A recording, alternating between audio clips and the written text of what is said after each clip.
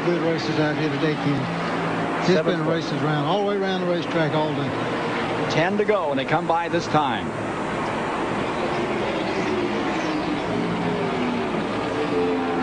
Still even. 7th place. Gordon moves in on him a little. Rudd fades up the track. Ooh, comes right up underneath him. Puts it right to him down the main straightaway. How about it? Gets him sideways. He sure did. Oh, look out. That's for the wall.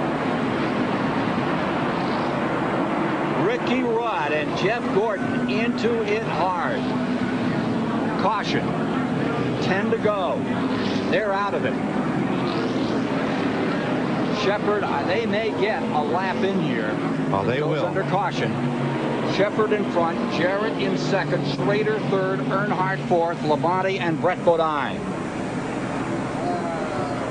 Boy, you could see that one coming as they came off the corner. Look at Ricky Rudd's number 10.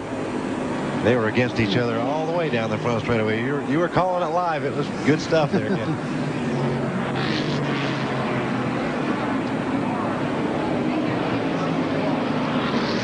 Let's show you the original bump, then we'll show you the wreck. There's Gordon fading up. Bing.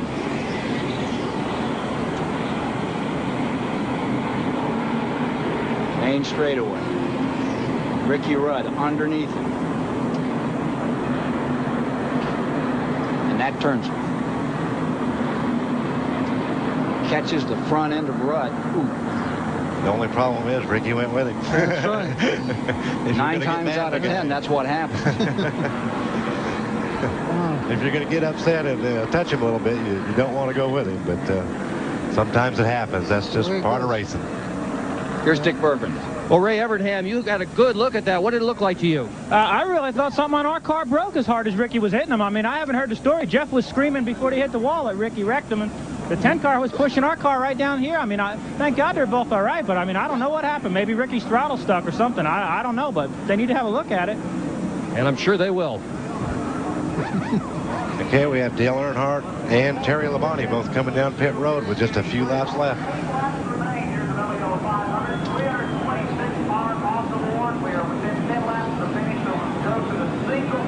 They rest between 1 and 2 right at the apex of that first and second turn area. You see it from there. Ricky Rudd's car against the outside wall. Jeff Gordon down on the bottom. Shepard in first, Jarrett in second, Schrader in third, Earnhardt in fourth, Labonte in fifth, Brett Bodine in sixth.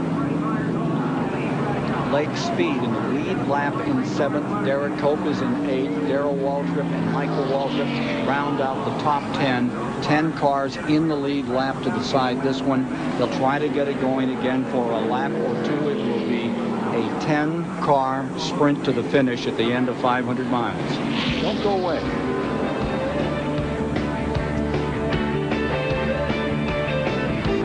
.327 of 334 laps complete. There you see the Jeff Gordon car coming in on the hook. The 10 car still up in the top. This is where it began, up in 4. They just touched ever so slightly with Jeff on the inside. Now they're coming down the main straightaway. A little 180-mile-an-hour bumper tag.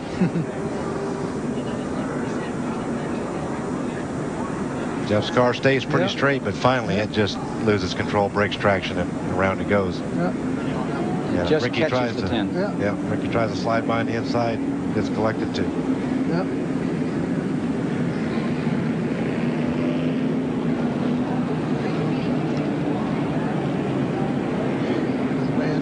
Both drivers out of their cars walked away. Wondered if they were both in the same rescue wagon going to the hospital, Cale. If they were, I bet they weren't speaking. Or if they were speaking loud. Gee, I remember an event like that in Daytona, 1979. I remember it well.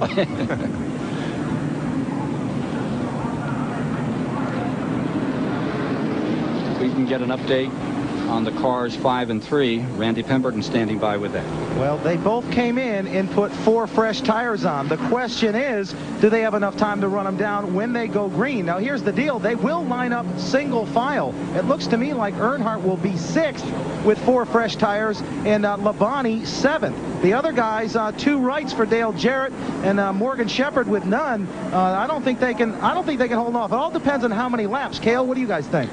It's going to be 2 laps to go, you think? Who knows? I mean, I'm looking up here at this 10 car. 3:34 make it up, but they are having a little trouble getting the 10 car off the wall. Yeah, they're bringing him down now. I think at the time those guys made that decision to come down pit road and get 4 new tires, it was a good idea, but this yellow's been a little bit longer than everybody anticipated with that 10 car being stuck up at the top of 1 and 2. Ricky Craven has something for us.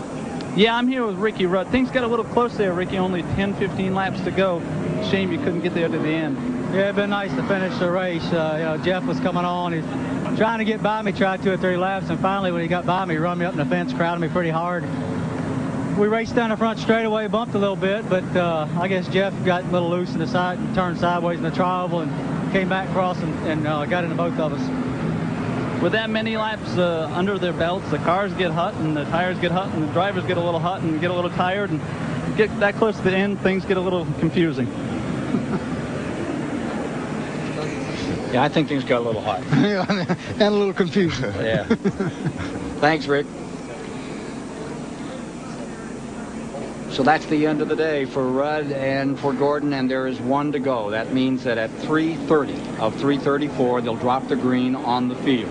Here's the situation. You'll have Shepherd in front, Jarrett in second, then Schrader, Bodine, Blake Speed. Let's go back to Ricky Craven.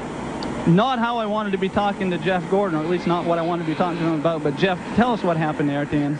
Well, we found ourselves in a pretty good position here at the end of Charlotte, like we have in the past. And I knew I was racing Ricky, and my car started coming on, and I was trying to get inside him. I'd go to the outside, he'd run up high and block me. I'd try to go low, he'd run down.